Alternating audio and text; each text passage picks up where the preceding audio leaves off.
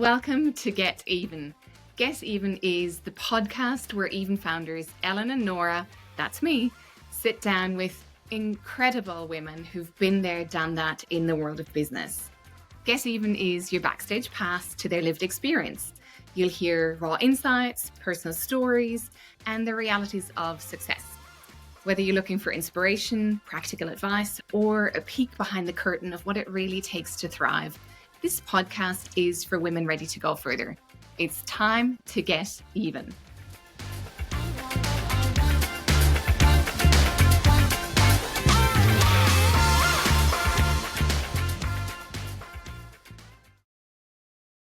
Hi, I'm Dr Nora Koslowski, and welcome back to the Get Even podcast. Today's guest is Annette Kimmitt AM. She's had a 40-year career, including multiple CEO roles and non-executive director roles. And in this conversation, Annette shares some of her bold decisions, some of her defining moments that have shaped her leadership. We talk about the power of her values, the power of knowing herself, and really what it takes to lead while staying grounded in who you are, especially when your external environment is complex, confusing, or when there's a lot of noise around you. So this is a conversation about backing yourself, about challenging the status quo, and making decisions that are right for you, even when they're not easy. Annette, a huge welcome to Even. Hi, Nora. Thanks for having me. So you've had such a significant and varied career, and in preparing for our conversation, I actually found it hard to know where to start in exploring your story. And so I'm wondering whether we actually go all the way back to who you were when you were 17 and that version of you. What did she think life would be like? What were your thoughts on career and how your career would turn out at that point in your life? So when I was actually 17, so this is going back into the very early 80s, late 70s, early 80s. I remember we had, I was at one of the private all-girls schools here in Melbourne, and we had a career directions program at the school where they got you to fill in questionnaires and do all sorts of assessments, and then you got a report that told you, here's the career that you'll be most successful in. And my report came back and told me that the two careers I should consider was either waitressing or being a secretary. So my mother insisted that I very quickly tear up that report. And look, I grew up my whole life a very curious and a very persistent person. I always wanted to understand how things worked. And I have to say, my very earliest memories, and my grandparents would swear that I was only 2 or 3 at the time. I don't know whether that's true or not, but my very earliest memories are sitting on my grandfather's lap while he was reading the papers, and he was always reading the business sections, and I would ask him, my family's Maltese, so my grandfather was Nunnu, so I'd say, Nunnu, what are you reading? And he would say, I'm reading about the economy, or I'm reading about this business. And I remember this feeling that when I grow up, I want to be able to read what he's reading and actually understand what it means. So this real interest to get under the hood and understand and be curious about how the economy worked and how business worked and what all that meant, that has been with me for a very long time. So when I got my report, I have to say, when I got that 17-year-old me got that report, I was pretty indignant and angry and saying, I can do better than, I know I can do better than that. So I kind of ripped it up and ignored it and kept pushing on. But it's that persistence and that curiosity that I think of in the face of being told, no, you can't do it because you're a girl or because of whatever reason. I kind of just have always said inside me, that's rubbish. I'm as good as any boy I know. I can do this. So it's that curiosity and persistence that's been a real driver. I'm glad that you didn't listen to that report, and it's so lovely to hear the story of your persistence. I think is one that shines through just when you look at the career that you've had. And so I do wonder about some of the choices that you've made. And at Even, we talk about these moments as choice moments. It doesn't mean that you always have perfect choices available to you, but when you look back, it's sort of the moments in your life when you decided to take a job, or you decided to move to a different city or country, or to partner up, or to have children. So we talk about these as choice moments because they often determine how your career and your life plays out in really significant ways. So I wonder, what were some of the choice moments in your life after you rejected that report and determined that you could do much better? Look, I think probably there was a few choice moments. The first was, so I did back then it was HSC, so I did my high school certificate and I was accepted. I got a score that got me in to do commerce at Melbourne. And so I took a bit of a gap here, but during that time, before I went into uni, but during that time, I was offered a cadetship at what is now KPMG. It was back then, it was the Big Eight, and it was Hungerford, Hancock and Offner was the firm that approached me and offered me a cadetship. Now, at the time, this was a firm that there are about 250 people in the Melbourne office. I can't remember how many partners, but they had never employed a female who wasn't a secretary or a tea lady. And so they were embarking on this experiment around the use of cadetship. So you come in, you work full time, and you study part time. And I think I was the token. You know, they were trying to see what it might be like to employ a woman, and they offered me a role. So my 18, 19-year-old self, I took on that cadetship, and I have to say it was a pretty brutal experience, but it because it was again, I think this is early 80s. The working environment in those larger firms, you know, cowboys comes to mind. They partied hard. They you know, and they were not used to having a woman in the workplace. But, you know, that persistence and the I'm going to show you I can do this kind of attitude dug in. And I can tell you, after 6 months, I was called into the partner's office, one of the partners I worked for, and he said at the time, you know, well, Annette, we've thrown everything at you we could. You know, and they did. They'd sent me on the worst jobs, and they put me through hell and back. And he said, and to your credit, you've not bawled your eyes out once. You've not cried once. So we think you're going to work out just fine here. So that decision to join Hungerford, Hancock and Offner and to kind of launch a career into what, you know, had been and was for a very long time a very male-dominated business environment, that, as brutal and difficult as it was, I was there for about 3.5, nearly 4 years. It actually did get me ready for dealing with the business environment as my career progressed. So that was probably the first thing that the first, what I would say, choice moment.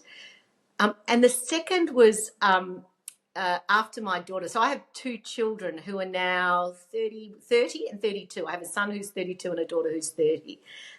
When my daughter Courtney was, when I was pregnant with my daughter Courtney, at the time I had left Hungerford, Hancock and Offner about 3.5 years in to go and work for a private family office, and that was the office back then of one branch of the Liberman family, and the branch was the branch that called Tame Management, and it owned the John Sands Group amongst a range of other things.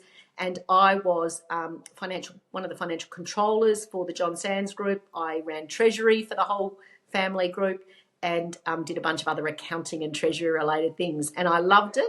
And I had my first son while I was working there, and then I was pregnant with my daughter. I was 6 months pregnant, and the family had decided to effectively sell out of most of the businesses. The elders in the family were now in their 80s. The next generation were not particularly interested or keen to follow in the same footsteps. So at 6 months, I worked on the sale and completion accounts, and then decided, okay, I'm going to try this stay-at-home thing. I'm going to try the stay-at-home thing. Had a 2-year-old and a new one on the way. So, and I had in my head planned, okay, I'm going to stay at home until the little one starts school. I'll do some part-time work where I can, but not for the first year. I'm going to take a year out, and then maybe I'll do a bit of part-time work before I ramp back up. And Courtney was born, and I'd stopped working, and 6 months after I stopped working, my husband, Rod, says to me, Annette, for the sake of your mental health, for the sake of our children, for the sake of our marriage, I think you need to go back to work.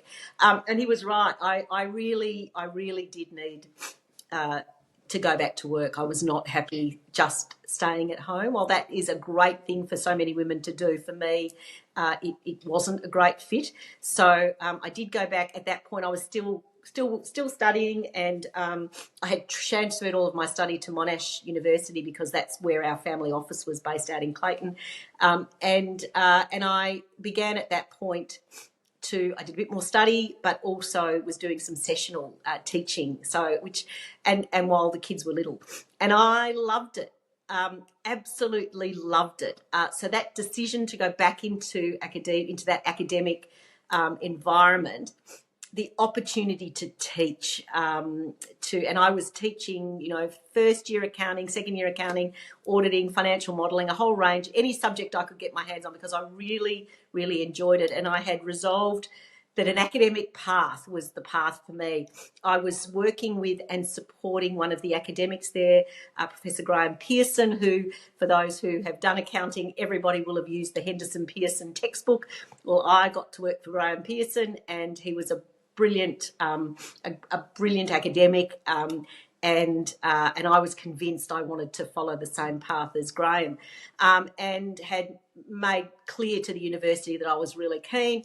And they had indicated at the faculty there and the accounting school that, look, the next time an opening comes up for that entry level lecturer's position, it's yours. And I happened on the one day to get a call from Graham. Saying there's a role opened up, it's yours. But about an hour before I got the call from Graham, I got a call from a chap called Warren McGregor, who ran what was then the Australian Accounting Research Foundation, which is now the Australian Accounting Standards Board. He had read some of the papers I'd written, and had said that he was very interested to have a conversation. So when I spoke with Graham said, "Don't be a fool.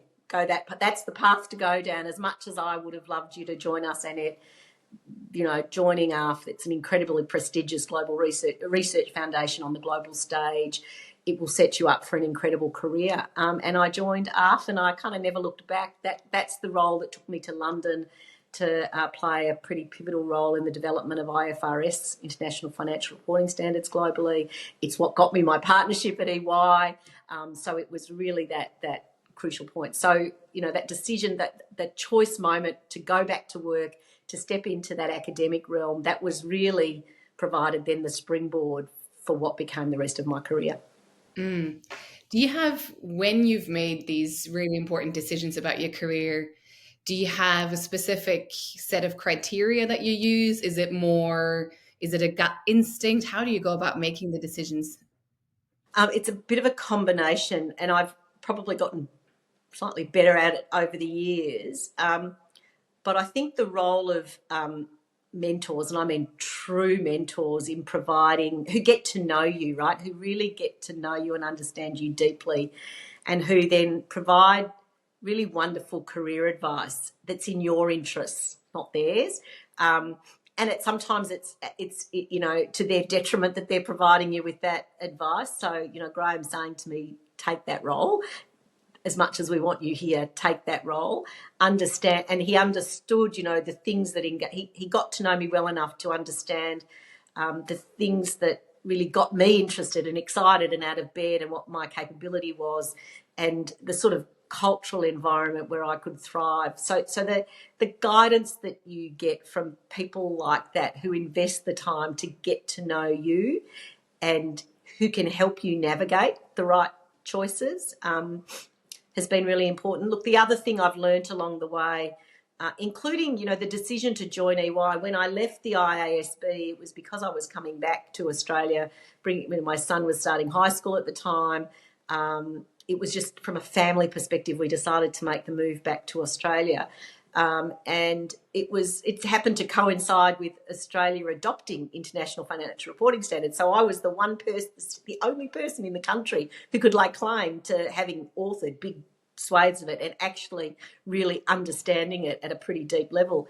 And so, you know, I had offers from multiple firms to join their partnership and help them create, you know, big consulting businesses and practices around this. Now, I joined EY, and EY was not the, I guess, from a dollar perspective, from a seniority perspective, it was not, you know, other firms offered me more and more senior partnerships, more money and more senior partnerships. But the reason to go to EY was because of the people I met through the process and the really strong cultural fit that I felt with those people, and the feeling that I could learn a lot from them, right? So I didn't need to be put into the most senior role. That opportunity to feel like I'm going into a place where there's this fabulous, a really strong cultural fit, and where I was going to be working with and for people I felt quite strongly. My gut was telling me, I could learn a lot from you. I really admire you and respect you, and boy, would I like to work with you. So that's been really what's driven my choice through my career. It's kind of never been the pull of the dollar or the title. It's been that opportunity. I think it plays back to that curiosity and wanting to learn. If I can see an opportunity to do that and to grow and to learn from people I really respect and admire, and where I feel that cultural fit is really strong, that'll get me every time. So Annette, so you've talked about the role of mentors there who hold your best interests at heart and not necessarily theirs. You've talked about surrounding yourself with a culture that you feel is a good fit for you. Another concept that you've spoken about publicly before is the concept championship. So I'm just wondering, when you draw a difference between championing and mentoring, what does that mean to you, and what does championing actually look like? So championing, I think the two are quite different. I mean, the one person can do both things potentially, but I do think there's a subtle difference between the two. So the mentor, as I said in those examples that we talked about earlier, were people who got to know me really well and who were able to provide me with advice. So they engaged with, talked to me, got to know me, and provided me with advice. A champion actually goes a step further, right? And that's not about talking to you, that's talking about you. So these are the people who have the seat at the table, the decision-making table, who are speaking about you, who are advocating for you when you're not there in the room, who are recommending you for roles and for opportunities when you're not in the room. So that's the idea of championing. And I think it's really important, having sat around lots of executive tables now and being part of the way decisions are made about who to appoint, the criticality of having somebody sitting at the table who can advocate for you and speak on your behalf about why you'd be perfect for this role that we're considering. That's particularly on internal promotions as well, within an organisation. That's a really important part, and certainly it's been a really important part of my progression through the firms I've worked with as well. Yeah, I couldn't agree with that more. And I think it's so important to also as a practice for us to do when I think about the role that we each play in how do we support the next generation. And then another factor that I think contributes to, unfortunately, women's career success more so than men's is really the choice of partner is quite important. And you've alluded to your other half already. You've alluded to the fact that you do have a family. You've got 2 children. Why do you think it's important, especially with the lens of gender equity and women's participation in economic activity, to be deliberate about the life partner that you choose? So I like to think I got this right, although, there's still water to go under the bridge, but we've been married 39 years, it'll be 40 years next year. So I think it's been a partnership that's worked. I think I can lay claim to that. But for me, that choice meant, ensuring I was entering into a genuine partnership, not one defined by gendered roles at all, but a genuine partnership grounded in a real mutual respect for each other. I mean, mutual love for each other, but a mutual respect and a real desire to support each other and allow each other flourish, and so if I think, if you think about the news we hear, what's littering our news feeds at the moment, which is just devastating, is the continued scale of domestic violence against women, gender-based violence in Australia, the use of coercive control, gender-based stereotypes in relationships, and all of those things have the potential to completely sideline and diminish women's aspirations and goals and their ability to flourish. Right? So for me, that choice in life partner is about finding someone who you genuinely partner with and who you kind of make decisions with as you go along that are all about how we support each other to really flourish and achieve the ambitions we want to achieve.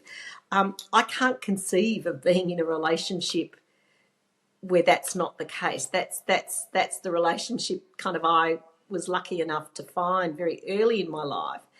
But what's been really lovely is to see my daughter, who only got married in March, but she met her partner at university when they were 19. They've been together a long time. They got married in March. To see that same spirit of kind of genuine partnership and a genuine desire to see each other flourish. They are actually better versions of themselves for being together and are so supportive of each other. And I see that in my son's relationship with his husband as well. This kind of deep mutual love and respect and a real desire to see each other succeed, and not to for one to be kind of, dominant and primary over the other. It's about a genuine partnership. And I don't know as a woman how I could have done what I wanted to do without that level of support and encouragement in my home. Yeah, I fully agree with you. And I think what's interesting to me is how we can't really address what happens at work. We can't really address economic participation without actually also an awareness of understanding what goes on at home, or whether there is a sense of equity and opportunity in the home as well. And so I think it's really important to actually shine a light on that, and to shine a light on how the two interact with each other. So I know in the past I've kind of referenced, be careful about the choice of partner you make, somewhat flippantly, but I do think it's a really important factor in choosing your life partner, your significant other. That choice has incredible consequences for your own ability to flourish and to be engaged and to flourish in whatever it is you choose to do. Yeah, absolutely. I think also just from the perspective of not just what happens with your career, but also what happens financially over the course of your life. So thinking about, the choice of your partner determines so many different aspects. So you've alluded to gendered violence, you've alluded to coercive control. So thinking about, the decision of what seems to be often an in-the-moment decision about who you fall in love with, how that's so impactful when it comes to what's the financial freedom that you have later in life. Yeah. Look, Nora, I also grew up, and I think I've shared this with you before. I'm one of 4 children. I'm the eldest. I have 3 brothers. I have a very long, extended family of cousins. And in that entire, my grandparents had 11 grandchildren. I'm the only girl. So I grew up in a very male-dominated environment. My grandmother had only brothers as well. And I grew up hearing my grandmother and my mother telling me repeatedly, for as long as I can remember, how important it was for a woman to be able to look after herself, that you need to be capable of being independent. Not that you must be independent, but you need to be capable of independently looking after yourself and your children in case, the worst possible things happen. And so never, ever, ever allow yourself to be in a position where somebody tries to take that ability, that capacity to be independent away from you. Now, that's not saying you kind of live separate lives and you go it alone, because, my husband and I have had commingled assets.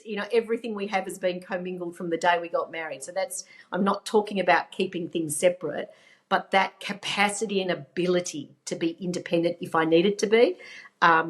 that has stuck with me my whole life, because I heard it from the time I was a very little girl. Annette, that's really, really good advice there for women. And I love the fact that you learned this from your grandmother and from your mother. As we mentioned in the introduction, you were awarded the Medal of the Order of Australia in 2020 for significant service to business and to gender equality and inclusion. What does this honour mean to you? And in your role in championing women, coming back to the advice that you've been given from your grandmother and mother, what's advice that you find yourself giving to younger women who are keen to progress in their careers?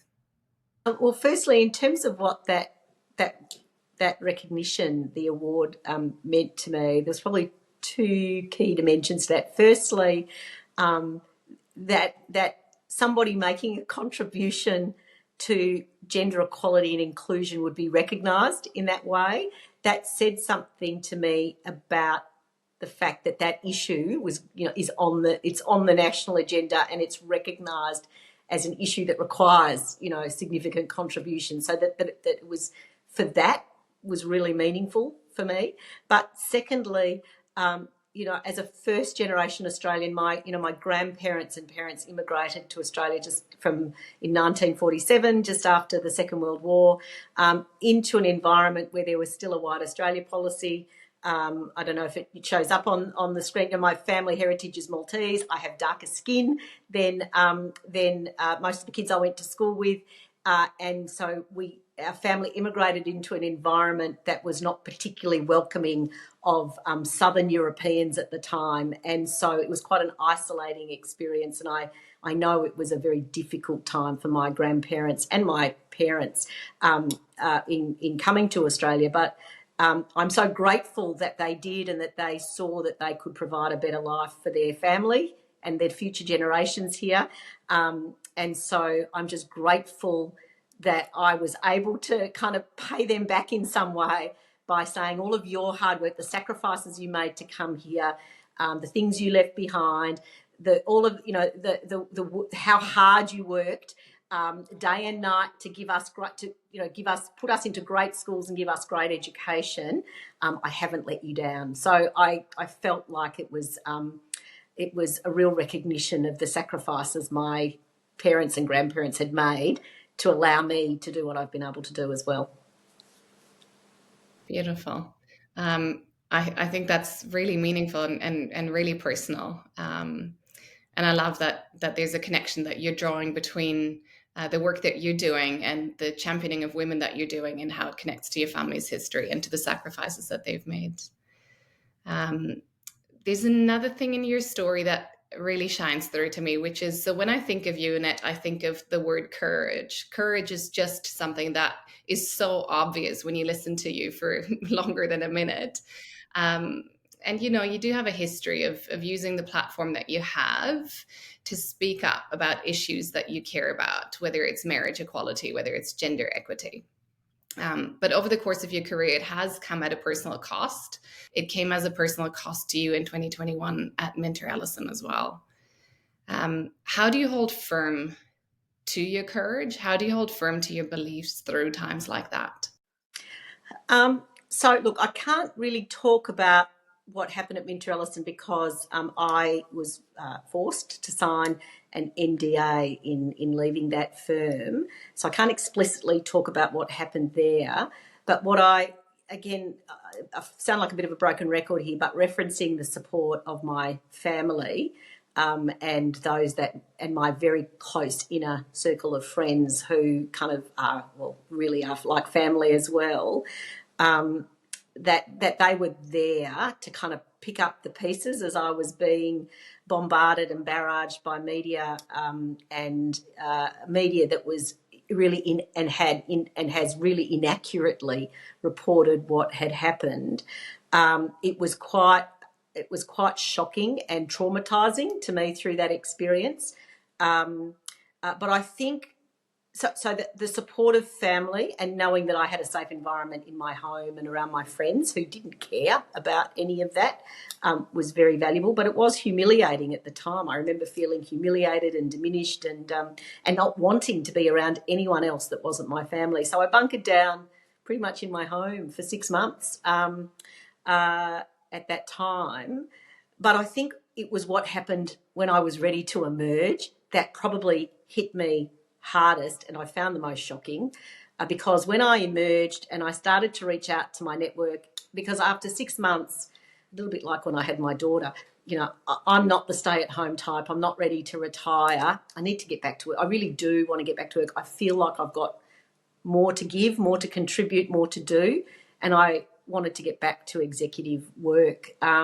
So when I started to speak to, you know, the major recruiting firms, people who I knew, the advice I got at the time was pretty shocking, and that was, and I think this is what hit me hardest, and the advice was, look, Annette, I know you're not going to like to hear this, but and if you're a man in Australia, it would be different. But as a woman who's been cast over the front pages of the newspapers in the way you have been, your career is over. You will never recover. You will never get another job in this country again. Our advice is go overseas if you want to get another job. You are unemployable. No, I had some recruiters telling me they tried shopping my name around with chairs and various people, and who said, why would we touch her? And I quote, she's damaged goods. And again, repeated, if you're a male, that stuff doesn't stick, but as a woman, it sticks. You won't work again. So I have to say it was that completely devastated me, because I knew what had happened inside MinterEllison. I knew what, you know, I had signed in the NDA. This was not fair. So the injustice of it, it almost destroyed me, Nora. But for support, I had a psychologist, an organisational psychologist, who I had known for more than 20 years. I had started working with her when I was a young partner at EY. She did a lot of coaching with partners then, and she and I had sort of stayed connected, and she'd helped me at different points in my career, but for almost daily calls with her in trying to reframe all of that, and to dig very deep and find that younger woman inside me who said, bullshit, that's not fair. I will not let that get in my way.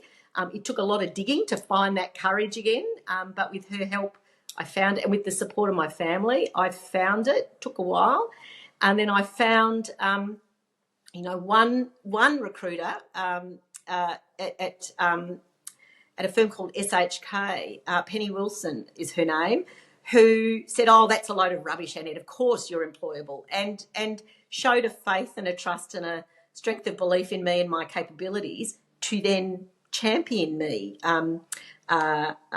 through the work she was doing as a recruiter of senior executives and CEOs, particularly in Victorian government. So it was Penny who helped me find the role I'm in now, but it was a pretty brutal and bruising experience to have gone through. That is shocking, and I find as a woman, it in a way it's a warning. But I think the way that you've handled it is you've picked yourself back up. So I'm wondering, what's your advice for if there was another woman going through it? And I mean, actually, we've all seen other women go through it. What do you say to them? Well, I have to say, I did have some women who have gone through it before me who reached out to me. So, people like Fiona Balfour, who went through this same experience at Telstra many years ago when Soltro was the CEO. People like Christine Holgate, who was going through it at the time. Catherine Brennan, who went through it at AMP. So I had a number of women who had been in my shoes who reached out and connected and helped kind of to coach me through it as well. I remember being on the phone with Catherine Brennan, probably on one of the worst days. I had been to see my parents my parents were being harassed by the media. So I went over there to calm them down. My husband then rang me and said, don't come home. There is media all over our front gate. They're bombarded our front gate. I hung up from here. He hung up. I said, I've got to come home at some point. I was a bit panicked. What do I do? Catherine Brennan, the phone rang and it was Catherine, and said, look, I'm just checking in. We've not met, but I know what you're going through. I've been where you've been through. Such and such gave me your phone number, you know. And I said, Catherine, what do I do? They're cramped out at my house. And she kind of talked me through what to expect for the next 2 weeks based on what happened with her. So having other women who had experienced it kind of proactively reach out. You know, Fiona was the one who got me out of bed every morning, who rang up and said, right, get out of bed. You know, you're not staying in bed for the day, when all I wanted to do was pull the sheet over my head. So having these other wonderful women who had experienced it was incredibly important. So to any woman who's going through it now, reach out to other women. We will all help you. Like, there is a group of women, we know what you're going through. And I am very happy to be kind of a lifeline and a contact person to anyone who's going through it, because I know other women did it for me.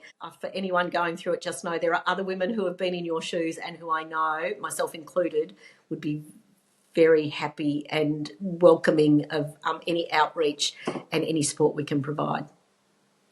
Thank you, Annette, for sharing all of that. That's I know that that it just is an incredible story, but what I really love about it the most is the sense of community that you've derived from that and created from it, and also the fact that it hasn't actually held you back from going for another CEO role again.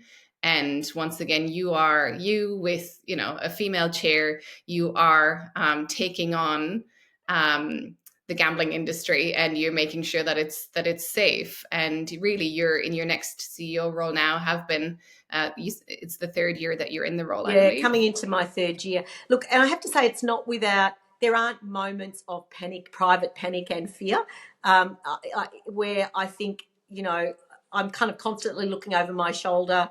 Is this going to blow up in a media storm again? Every time my name appears in the media, I think one of the first articles, we'd issued an $80 million fine to Crown for a whole range of breaches about 6 or 7 weeks into my role. And I remember the panic and fear I felt at that point at having to front media again, and what they might do with that in terms of raking over coals. Now, thankfully, that hasn't happened. But I tell you, I feel sick to the stomach every time there's a risk of something I'm doing today being in the media tomorrow, and what that might do to me personally. So it's not without constant trepidation and fear. I'm getting better at it. I have a lot of support from my colleagues at work. My chair, Fran Thorne, is amazing. She is incredibly supportive, and keeps saying, that she'll throw herself in front of the bus before the bus hits me. So to have that kind of support from your chair is pretty special. That's wonderful. And thank you, just as a woman, thank you for still putting yourself out there, because the impacts that it has, I'm really grateful that you're sharing what it does to you personally, but I think also the wider impact that it has on other women like me and women around me, to actually to see that, you can pick yourself up. It is possible to keep going. I often think the personal is always political, and I think that's kind of the case with you here as well. But, as we just said, so you are in another CEO role, and this is a role that comes up a lot for our community. On even they're curious about, what does the CEO role look like?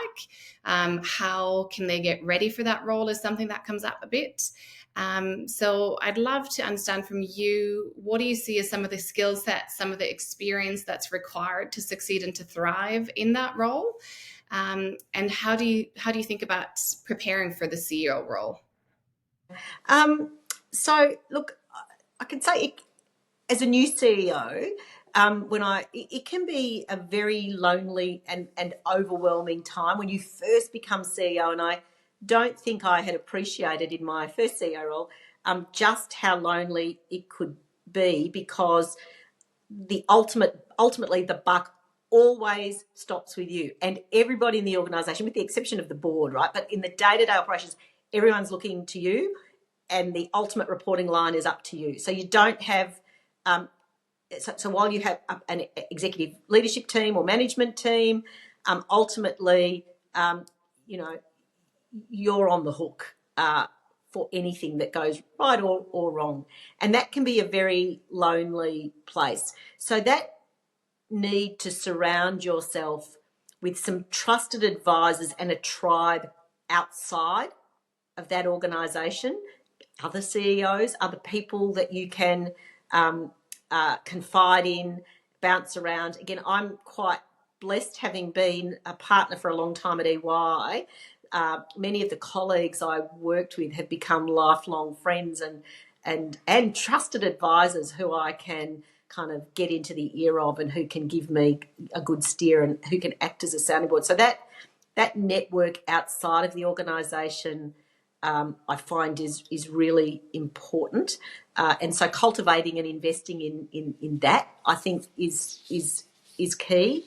I also think that that I talked about that persistence, and resilience, persistence, resilience, all of those things, and courage of your conviction. All of those things are personal qualities, I think, that help as a regulator. But in terms of skill, like if I'm thinking skill sets rather than kind of those personal capabilities, and that ability to pivot and knowing when to pivot between being up on the balcony and taking a strategic perspective versus kind of down on the dance floor at a more operational and tactical level, and knowing when and how to kind of make that pivot is important. And I know there's a lot of academic research and reading and some great Harvard Business Review articles on that concept of moving between kind of the dance floor to the balcony and that ability to pivot.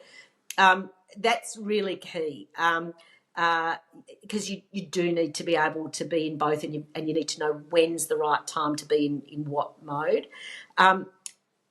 The ability to also bring clarity of purpose to an organisation, and ensuring that you're providing the people who work there with meaning to their work, the ability to derive meaning from their work and to understand how their work is making a meaningful difference to society. And when I talk about purpose, I don't mean a statement like our purpose is to provide maximum returns to our shareholders. I'm talking about what role does this organisation play in the, so it's a more in the community. So it's a more kind of humanitarian, not humanitarian, but a more kind of human-centred, community-centred focus. So if I think about a law firm, why does community and society need a law firm? Law firms. So it's actually going back to that core purpose of an organisation and understanding that. Now, for us, for my current role, I think it's a bit easier in the public sector. But it's why does our community in Victoria need a gambling regulator? Well, we actually need a gambling regulator to make sure that the industry operates with integrity, it's free from criminal influence, that it's safe, that it doesn't do harm, and that it's fair. So those concepts of integrity and safety and fairness, that's why we exist, to make sure that the industry, that gambling in Victoria is safe, it has integrity, and it's fair for all Victorians. Now, my purpose is not what's written in the objects of my act, the VGCCC Act, that kind of anchoring the reason for existence to a role in humanity and community, I think is a really important starting point. I don't know how to do strategy and develop a game plan for an organisation or to transform an organisation without going back to that fundamental question of purpose. And from there, from understanding a deep purpose, really forming a view about what you want to achieve over the long term. In the context of that purpose, what do we want to achieve as an organisation over the long term? And then relentlessly, over 3, 5, 7 years, relentlessly aligning the organisation around that purpose and around those strategic goals and ambitions. So that ability to kind of connect organisation to purpose, I think, and then to bring the organisation along on that journey is pretty important. And the other thing I would say is that ability to understand sort of the root causes of issue. So some might call it systems thinking. I'm not sure if that's the right term, but it's the ability to think about an organisation as an integrated, human-centred ecosystem. Even if you're producing and manufacturing machinery or parts. It's still an ecosystem of interconnected, interdependent, beating hearts, and understanding what are the root causes of the issues. When you inherit an organisation like the one I did that came out of a royal commission where the gambling industry had been found wanting, a regulator that hadn't been resourced to do what it needed to do, and a government saying, start from scratch, Annette, fix it.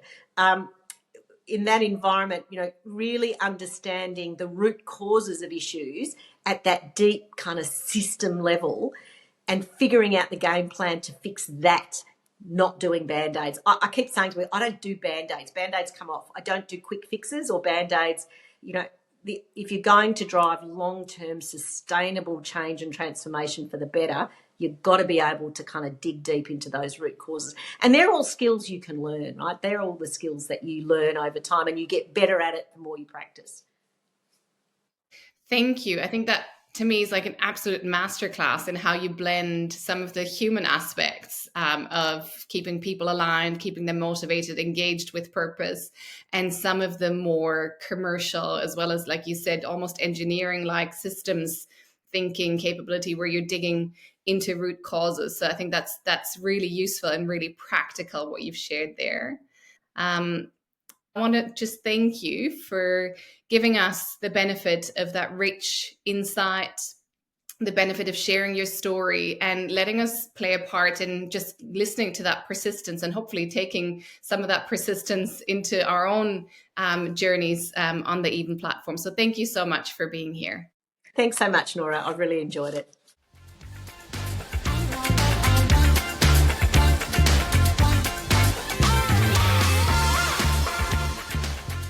I'm Dr. Nora Koslowski, co-founder of Even, where our mission is to accelerate women's economic potential.